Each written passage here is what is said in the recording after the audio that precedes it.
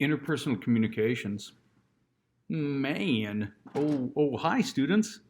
Mike Joswiak here. I'll be your instructor for the day, for the semester, if all goes well.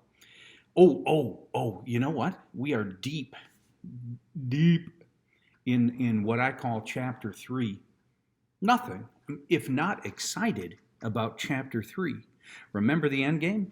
How to talk to, communicate with, get along with, go to school with, work with people that don't share our same truth. All right, and we've been, oh my God, prying the cover off of that one and looking inside. Man, there's some things that we need to know. There's some things that we need to do, but only if you have an open mind. All right? And don't even kid yourself. You know people that don't, their mind is so hard. You know, think about that Slinky. Slinky. It's fun. It's a marvelous toy. Hi. Today, you should allow me, please allow me to bastardize Plato's Allegory of the Cave. Today we're going to look into Plato. How many people have ever read? I know you haven't. Aristotle, any of the philosophers, John Locke, any of the philosophers. How many people have? No, we don't want you doing that. We don't want you doing that. Those guys were free thinkers. Those guys were expanding their brain. We don't want you doing that. Oh, right? All right. Hi, Plato and the Allegory of the Cave. I'm just gonna drop in my version right now. I'm just gonna let you see the entire version here as drawn on the magic whiteboard. Take a sneaky peek there. There's a bunch of dudes in a cave. It's Plato's Allegory of the Cave, so we need a cave. All right. So look at these guys. They're all chained prisoners. Now this is crucial. They're all chained prisoners inside this cave. But guess what? Look at all the smiley faces. Would you look? Look, they're all happy-go-lucky chained prisoners. And here's why. They don't even know. They don't even feel the chains. They don't. They're hanging around, they're minding their own business, they're going through life. They're fed, they do not thirst. They're comfy, chained prisoners inside the cave, which, by the way, represents us. Those chained prisoners, that's you, that's me, that's society at large. That's Lakeville. That's us, chained inside the structure of the cave. You picking up what I'm laying down? You better be picking up what I'm laying down. We're happy-go-lucky. For the most part, we do not thirst. And trust me when I say it, we don't. You know, we press our glass up to the magic refrigerator and crystal clean water that's been filtered comes out. And we never give it a second thought.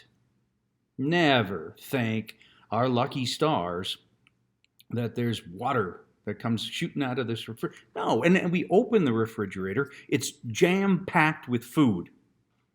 And we still say, there's nothing in this house to eat. Come on. We're all in this cave. We're chained to the floor. We're happy-go-lucky. We're all smiles. We've got food. We've got water. We've got shelter from the storm. When we study Maslow in chapter 5, we'll get to shelter from the storm. But listen, please. There we are. We are. If you've read Everyman, the play, there we are. Okay, happy-go-lucky, chained prisoners laying on Plato's cave floor. Okay? All right? Now, okay, so there's like Number one, chained prisoners, happy. Okay, number two, look at the rays of sunshine filtering through the reality in this world. The beautiful trees, the birds, the monkeys. Ooh, ooh, ooh, ah, ah. It's a beautiful, beautiful world. But instead, what the chained prisoners see is what Plato called a shadowy illusion of the truth. Now remember, I'm bastardizing this. I'm changing it. But I do not believe that Plato would be upset. He's not like rolling over in his tomb somewhere.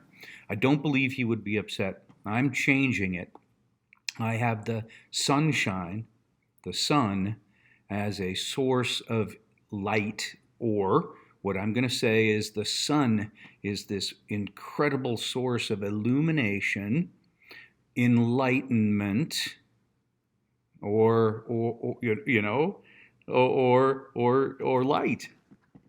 Okay? And watch the sun's rays filtering through the trees and the birds and the flowers and the water. But look at what they're doing. They're casting what Plato calls a shadowy illusion of the truth on the back of the cave wall.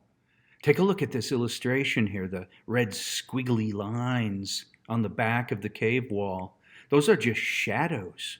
But listen, those prisoners chained to the cave floor have never seen reality. They have never seen what is actually true. The only thing that they have seen since birth is this shadowy illusion of the truth. But because they can't see and they can't become enlightened, they do not know what is truly real. They take that shadowy illusion of the truth as absolute, fundamentally true. That is their world. But Plato says it's a slippery perception. It's a shadowy illusion of what is really true. Okay? They have yet to become enlightened. All right. Now they're hanging out. They're minding their own business, like you and me. They're busy. Ooh, they've got school. They've got practice. They've got piano. They've got dance. And when they're done with their homework, they sit and veg in front of Netflix for a long time, recreating themselves. They're having fun, but they're chained down inside the system. Okay? Think. And then this person is incredibly integral to Plato.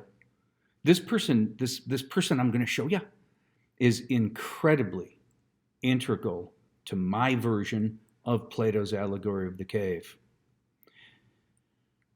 One day, hanging out, minding her own business, one of the chained prisoners in our society, in our system, in our cave, actually feels the weight of the chains. She's watching the shadowy illusion of what's true play out on the back wall. The little flickers, the sound bites. Okay? She's watching the shadowy illusion and she wonders, she thinks, oh, come on, something's not right here. There must be more to life. There must be more. This can't be it. I feel angst. I feel anxiety. Okay? She's feeling the chains, like she may be a chained prisoner in a system. Oh woman, listen. Plato suggests that this person that feels the chains, okay, listen, it's a 3 o'clock in the morning moment. She's staring at the ceiling at 3 o'clock in the morning, and she's wondering, is this really all there is to life? I get up, I go to school, I try to get good grades because I have to go to college, because I have to get a job. And I already have a part-time job, and I'm making money to pay some bills because, I'm in this daily grind. And when I'm not at work, I go to practice. And when I don't go to practice, I go to the big game. And when all of that is done, I sit with my controller and I try to get to level 7. Something about this has disturbed her. She doesn't feel quite as happy, go lucky. She feels the chains.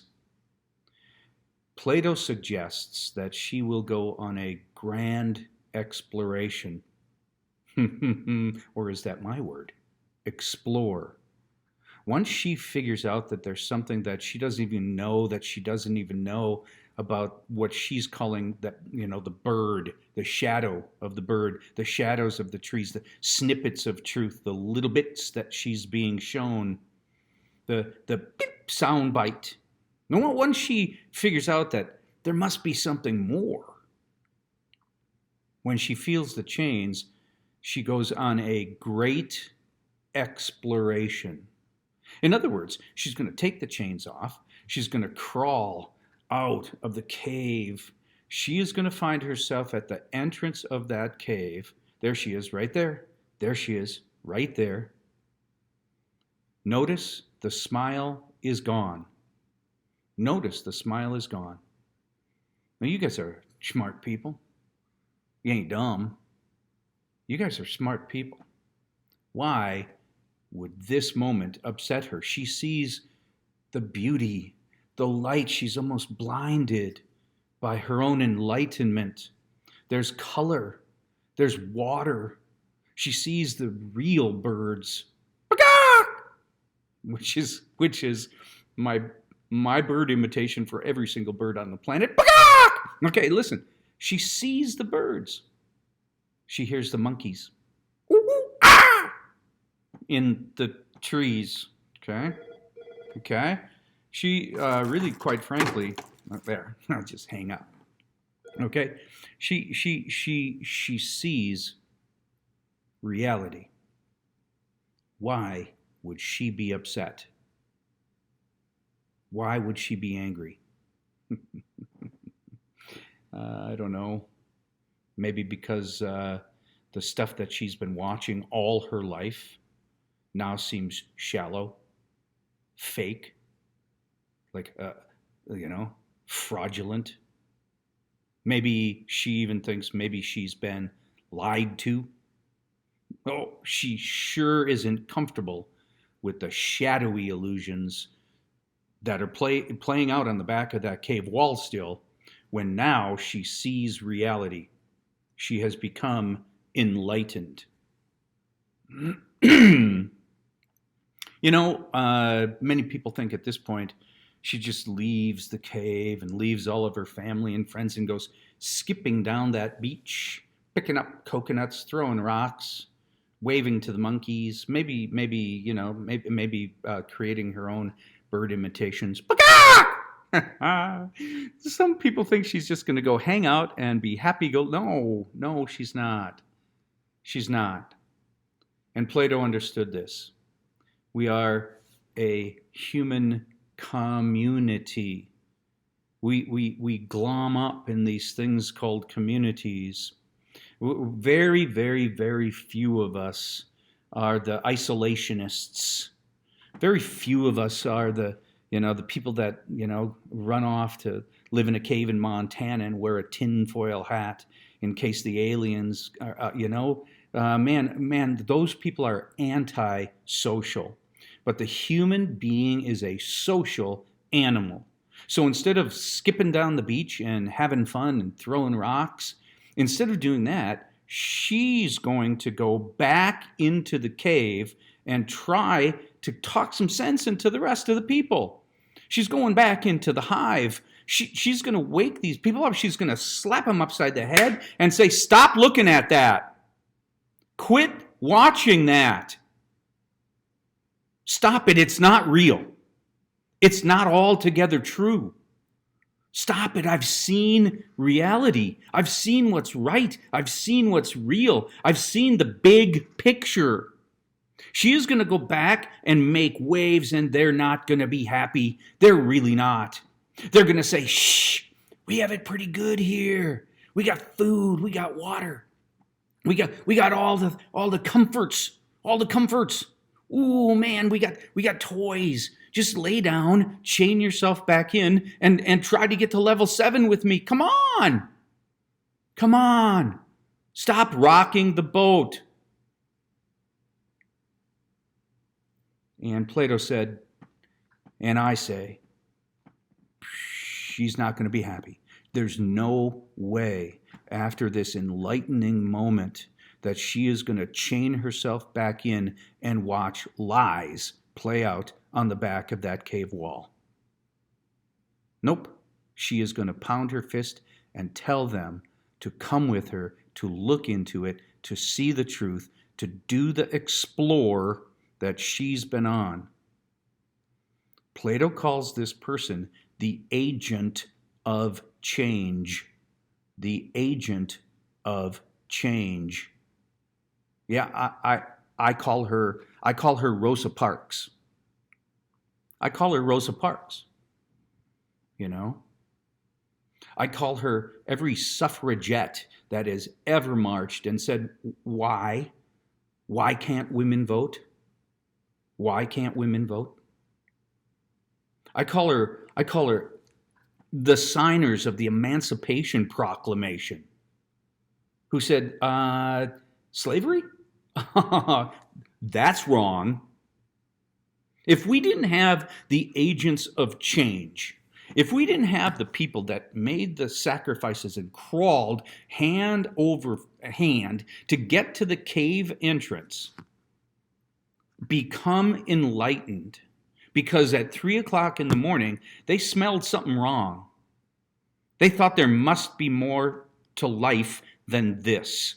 Or they sensed they were being duped, controlled like a puppet. Okay? If we didn't have the agents of change, where would we be? Where would we be as a society? Where would we be? If we had listened to all of the people that said, shh, shh, yeah, just lay back down. Don't rock the boat. We have it pretty good here. You know? Where would we be?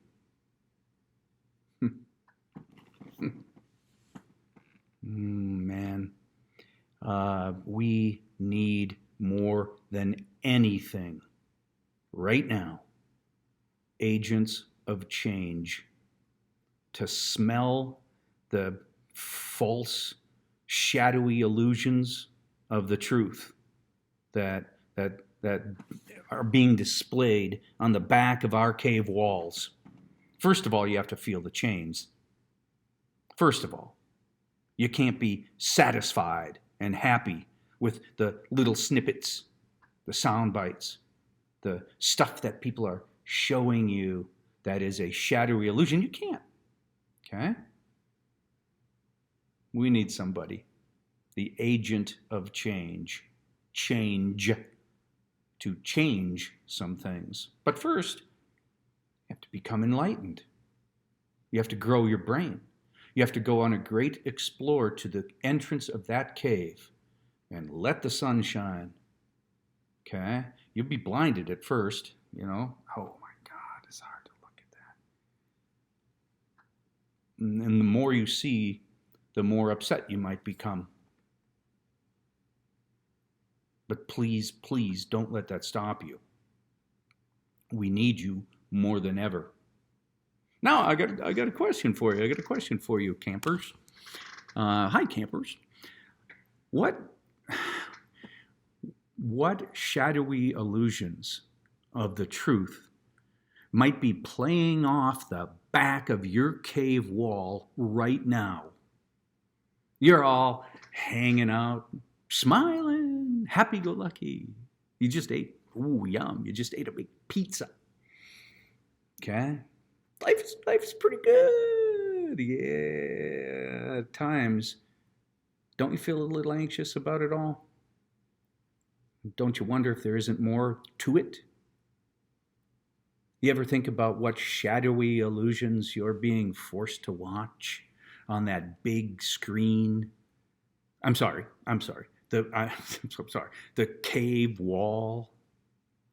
You ever think about what shadowy illusions of the truth that people are shoving at you, saying, "Hey, look at this, read this, think about this, think." Okay, now just watch this. Okay, on the back of that big screen TV. I'm sorry again. Cave wall. Yeah. I wonder what illusions. I wonder what illusions, you're being controlled by. Where is the enlightenment? Oh, we don't want you to know about that. We don't want you to think about that. Lay down. Forget about the chains. Watch this. Smile. Yeah.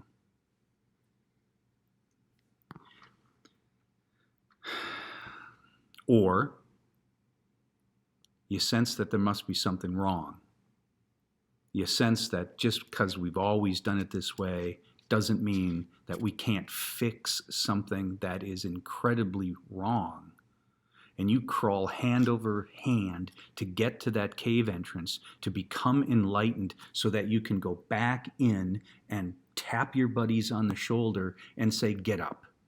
Stop watching that. Get up. Come with me. See what I've seen. Be where I've been." And sense that we are being duped, lied to, shown snippets and sound bites. Why? Whoever invented the chains really seriously does not want to lose the control. Okay? They've got you right where they want you. Okay, all right. There is, oh my God, ouch. There is, 3-week lecture on Plato and Platonic philosophy wrapped up in 20 good minutes. Again, I have changed it significantly, but I think Plato would be okay. I really do. All right, campers. More on chapter 3 coming up. Keep that smile. Keep your stick on the ice. I'm rooting for you.